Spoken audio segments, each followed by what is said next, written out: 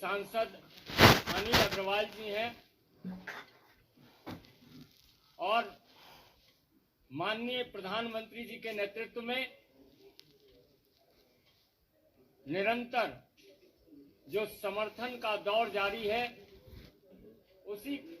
क्रम में मैं सादर अनुरोध करूंगा माननीय अरुण जी से कि आज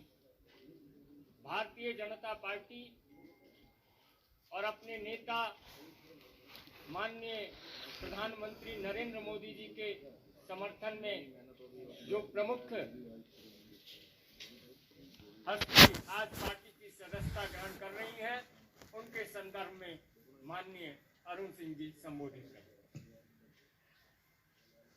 मित्रों, भारत ही नहीं बल्कि विश्व भर में जिन्होंने भारत का नाम रोशन किया,